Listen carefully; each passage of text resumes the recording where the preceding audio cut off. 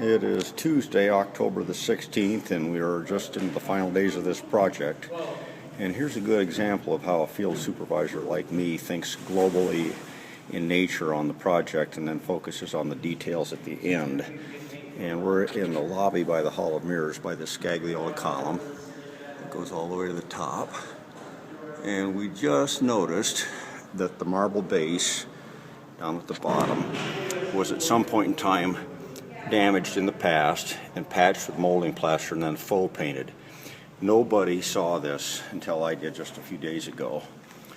Earlier in the job, everybody picked up on this marble base over here that was all molding plaster, and they fabricated a very nice one out of marble, and it looks beautiful. But it's too late in the job now to take and rebuild a marble base. So what I'm going to do is actually use Bondo auto body filler, this stuff right here, and I'm going to rebuild this piece of the marble base, and then we're going to get the painters to faux paint it. Well, what I've done is I've taken this piece of poplar right here and these scribers right here, and I have cut a profile of the poplar that matches the profile of the base. So, and I'll take this home tonight and make multiple pieces of this on the bandsaw, glue them all together, and then I'll end up with a form that'll go this whole way and eventually turn the corner, go down this way, and make the whole thing.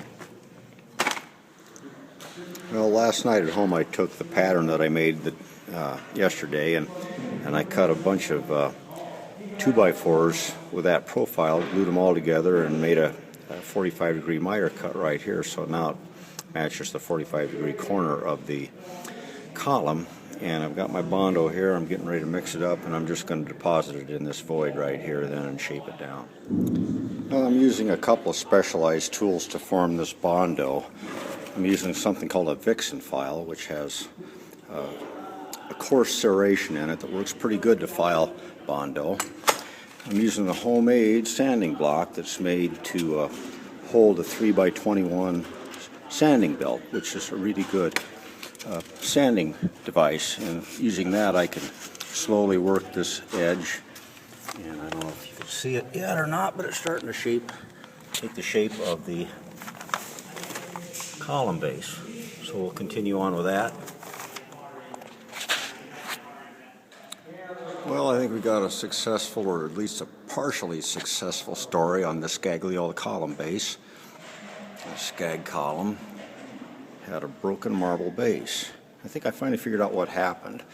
I think that it was a repair that had been made years ago, and somebody recently dropped something. You can see a divot out of this Scag that'll need to be patched, and whatever fell upon that and broke the old patch out.